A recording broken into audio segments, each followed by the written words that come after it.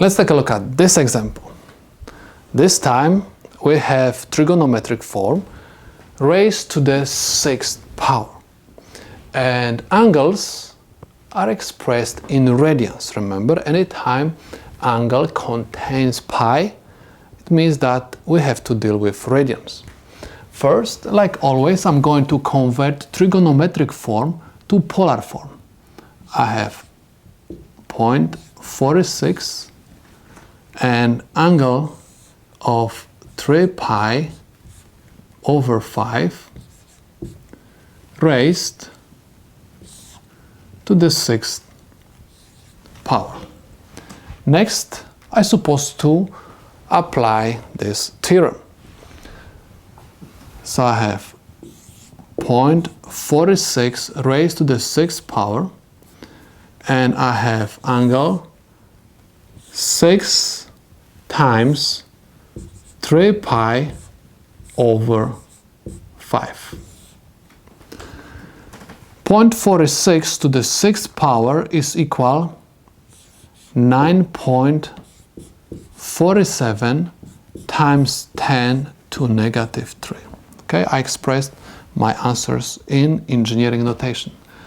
And I get the angle.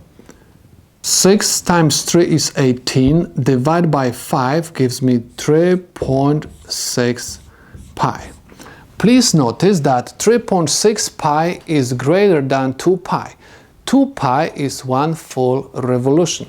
So it means that this angle contains 1 revolution and the angle which I'm looking for. So what I'm going to do, I'm going to subtract 1 full revolution from this angle, minus 2 pi.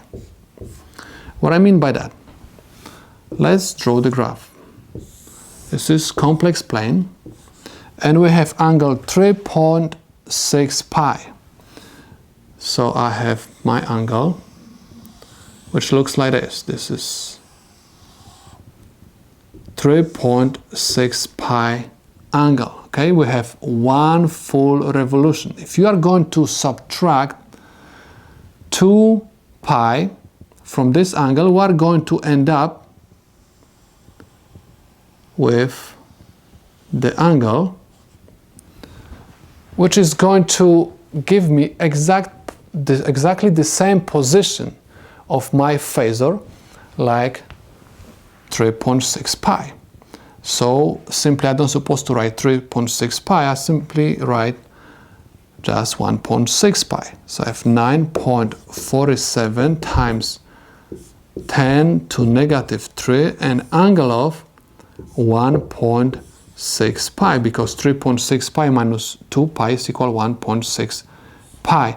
And this is the correct answer to my problem. But because my original expression was given in trigonometric form, I'm supposed to convert this polar form to the trigonometric form. So I have 9.47 times 10 to negative 3, and I have cosine of angle 1.6 pi plus j sine the angle 1.6 pi. And this is the solution to my problem.